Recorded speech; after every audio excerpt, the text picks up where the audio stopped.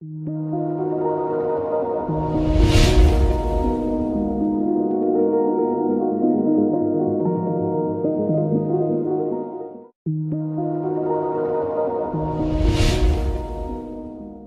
up everyone? Welcome back to the channel।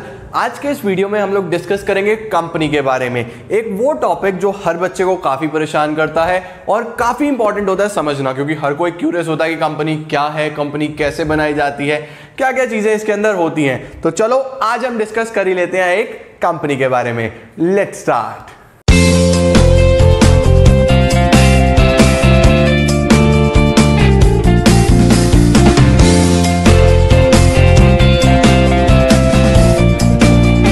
चलिए सबसे पहले हम लोग डिस्कस करते हैं कंपनी के मीनिंग के साथ। अब देखो, कंपनीज एक्ट 2013 में कंपनी की कोई प्रॉपर डेफिनेशन नहीं दी गई। बस ये कहा गया कंपनीज एन रजिस्टर्ड बॉडी और incorporated body under this act और any other previous company law. बस इतना डिफाइन करा गया जिससे कंपनी की कोई डेफिनेशन समझ में नहीं आती। कंपनी की एक एग्जैक्ट डेफिनेशन हम इस तरीके से लिख सकते हैं जो हमारी एनसीईआरटीज में ही प्रोवाइडेड है। क्या कहा गया है? A company is an artificial person. सबसे पहली बात, कंपनी एक आर्टिफिशियल पर्सन है। आर्टिफिशियल पर्सन का मतलब होता है, देखो जैसे आप और मैं, हम लोग नेचुरल पर्सन है, हम क्रिएटेड बाय नेचर हैं, लेकिन ये company is an artificial person which is created by law. कानून से बनाई जाती है। इसको अपनी पहचान कौन देता है? लॉ देता है, एक्ट देता है। तो company is an artificial person जो हमारे जैसा एक इंसान तो है लेकिन नेचुरल नहीं, artificial person. Having a separate legal entity, उसकी खुद की अपनी सेपरेट एंटिटी मतलब आइडेंटिटी, अपनी पहचान होती है। आप जानते हो धीरू भाई अंबानी को, आप जानते हो मुकेश अंबानी को, तब भी रिलायंस की अपनी पहचान है, जियो की अपनी पहचान है। आप जानते हो रतन टाटा को, तब भी टाटा की जो कंपनीज है उनकी अपनी अलग पहचान है। तो आपको पता है इनकी सेपरेट लीगल एंटिटी होगी। परपीचुअल सक्सेशन, परपीचुअल सक्सेशन का मतलब होता है लंबे समय तक चलते रहना। कंपनी को कोई फर्क नहीं पड़ता अगर उसके सारे मेंबर्स भी डेथ हो जाए, कंपनी चलती रहेगी।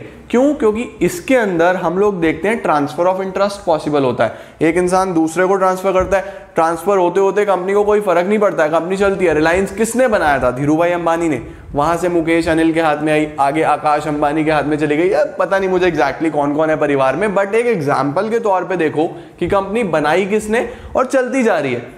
तो परपीचुअल एग्जिस्टेंस का मतलब ये होता है, या परपीचुअल सक्सेशन का मतलब ये होता है कि मेंबर्स में कम एंड गो, मेंबर आते जाते रहेंगे, बट द कंपनी में गो ऑन फॉर एवर। उसके बाद and a common seal. Common seal का मतलब भाई अगर हम लोग इंसान हैं, हम किसी एग्रीमेंट में जाएंगे तो हम भी तो सिग्नेचर करेंगे किसी कॉन्ट्रैक्ट में। मैंने अगर कोई प्रॉपर्टी खरीदी या आपने कोई बिल्डिंग खरीदी, लैंड खरीदी, प्रॉपर्टी खरीदी, तो उस पर साइन तो करोगे तभी तो वो आपकी होगी।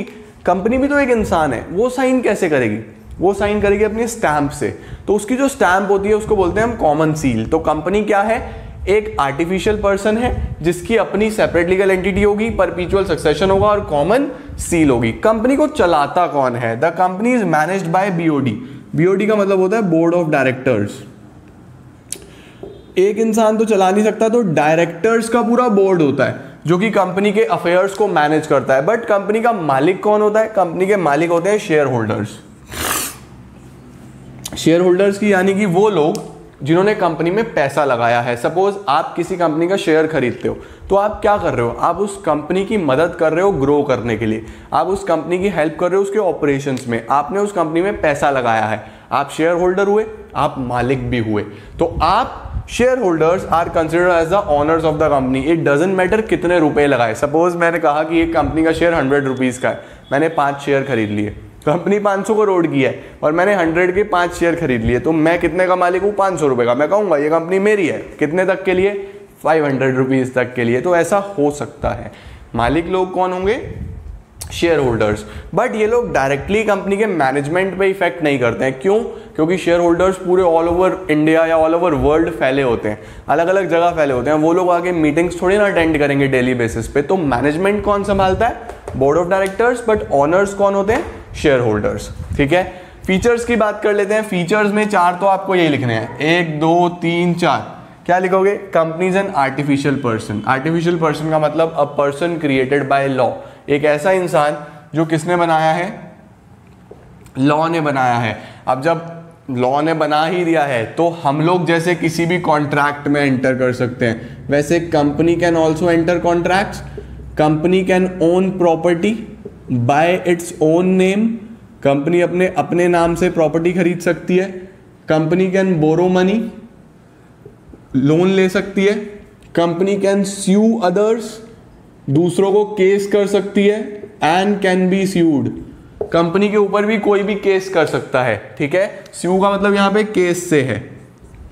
तो इस तरीके से कंपनी एक आर्टिफिशियल पर्सन है जो सारे काम करती है, बस वो हमारी तरह सांस नहीं ले सकती, हमारी तरह हंस नहीं सकती, हमारी तरह पढ़ा नहीं सकती। तो जस्ट मजाक कर रहा हूँ। तो आर्टिफिशियल पर्सन में कंपनी सारे काम कर सकती है, बट कंपनी हमारी तरह कुछ चीज़ें नहीं भी कर सकती। हाँ, ऑफिशियल काम सारे कर सकती है। उसके बाद सेपरेट लीगल एंटिटी, कंपनी की खुद की एक अपनी पहचान होती है, सेपरेट आइडेंटिटी होती है जो किसने दी है, कानून ने दी है, लॉ ने दी है। फर्दर परपीचुअल सक्सेशन, कंपनी को ये बेनिफिट भी है, इसका मेरिट भी है कि कंपनी को फर्क नहीं पड़ता। आप सपोज एक कंपनी की मीटिंग चल रही थी, इस मीटिंग में सभी मेंबर्स बैठे हुए थे, वहां पे एक बॉम्ब ब्लास्ट हो गया, सभी मेंबर्स की डेथ हो गई, क्या कंपनी बंद हो जाएगी? नो, कंपनी चलती रहेगी। मेंबर्स में come and go but the company में गो ऑन फॉरएवर। ये हमने देख लिया परपीचुअल सक्सेशन, कोई फर्क नहीं पड़ेगा, मेंबर्स आते जाते रहेंगे, कंपनी चलेगा। कॉमन सील आपको पता ही है, कंपनी का सिग्नेचर, कंपनी जिस भी कॉन्ट्रैक्ट में एंटर करेगी उस बेसिक स्ट्रेंथ के साथ, उसी स्टैंप, उसी सील के साथ एंटर करेगी। फॉर्मेशन की अगर मैं बात करूं तो इसको हम डीमेरिट में भी लिखेंगे कि कंपनी का फॉर्मेशन अपने आप में one of the most complex procedure है, काफी लेंदी प्रोसीजर है, बहुत सारे रूल्स रेगुलेशंस फॉलो करने पड़ते हैं तब जाके कंपनी फॉर्म होता है। तो कंपनी का formation is one of the complex. अगर मैं सबकी बात करूं कंपैरेटिवली, ऐसा तो नहीं है कि बहुत ही मुश्किल है, ऐसा नहीं है, बट लीगल फॉर्मेलिटीज इसमें काफी फॉलो करनी पड़ती हैं। कंट्रोल आपको पता ही है, कंपनी का मेजर जो कंट्रोल रहेगा वो सेलेक्टेड बोर्ड ऑफ डायरेक्टर्स और कुछ रिप्रेजेंटेटिव्स के हाथ में रहता है जो कंपनी को चलाते हैं। आगे बढ़े तो लायबिलिटी कंपनी की लिमिटेड रहती है।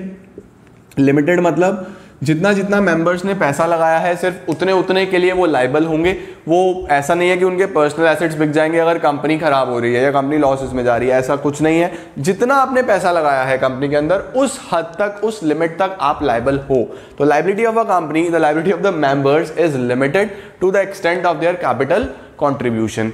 अब मेरिट्स देख लेते हैं फटाफट। 5 मेरिट्स हैं हमारे पास। सबसे पहला मेरिट लिमिटेड लायबिलिटी। सबसे बढ़िया बात तो यही है कि हमारी पर्सनल प्रॉपर्टीज को, हमारे पर्सनल एसेट्स पे कोई इंपैक्ट नहीं आएगा, हमारी पर्सनल एसेट्स सेफ हैं, लायबिलिटी लिमिटेड रहती है।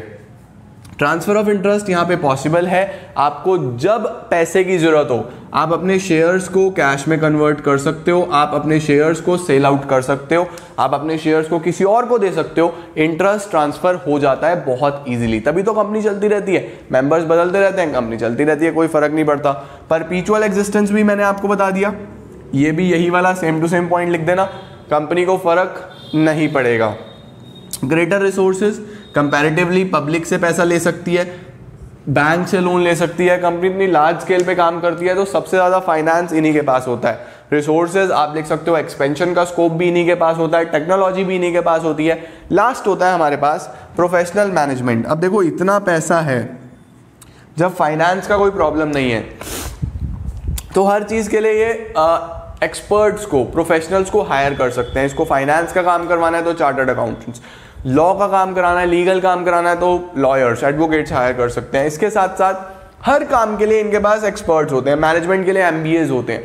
तो for everything they hire experts, they hire professionals, क्योंकि फाइनेंस की कोई प्रॉब्लम ही नहीं होती, इसीलिए एफिशिएंसी बनी रहती है, कंपनी बहुत अच्छे से काम करती है। तो ये बेसिक पॉइंट्स हैं जो आपको पता होने चाहिए। आगे बढ़ते हैं अगले टॉपिक की तरफ जिसमें हम पढ़ेंगे कंपनी के डीमेरिट्स और टाइप्स। बात करते हैं हम लोग डीमेरिट्स और टाइप्स ऑफ कंपनीज के बारे में। तो सबसे पहले अगर मैं डीमेरिट्स की बात करूं तो यही हमारे लिमिटेशंस हम लोग बोल सकते हैं।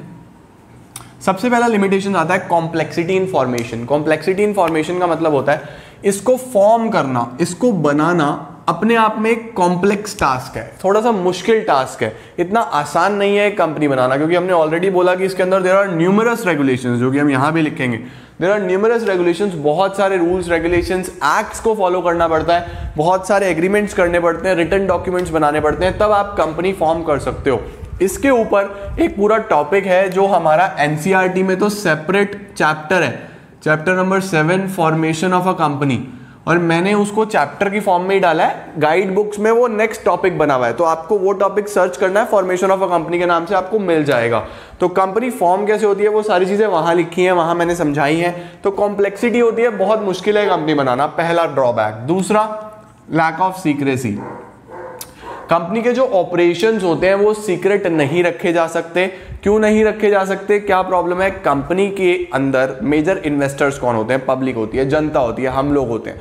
तो हम लोगों को अगर कंपनी के ऑपरेशंस के बारे में पता ही नहीं होगा तो हम लोग इन्वेस्ट क्यों करेंगे? तो कंपनी को लॉ के द्वारा ये चीज लीगली उनको करना पड़ता है, अपने अकाउंट्स पब्लिश करने पड़ते हैं, अपने कुछ डॉक्यूमेंट्स पब्लिश करने पड़ते हैं। रजिस्ट्रार ऑफ कंपनीज के पास भी, रजिस्ट्रार वो इंसान होता है जो कंपनी को रजिस्ट्रेशन कराता है, रजिस्ट्रार के पास भी और पब्लिक के पास भी। तो अगर ये कोई भी काम करते हैं तो वो ओपन टू ऑल होता है, सबके लिए ओपन होता है, उसके अंदर सीक्रेसी ये लोग मेंटेन नहीं कर सकते। नेक्स्ट क्या है?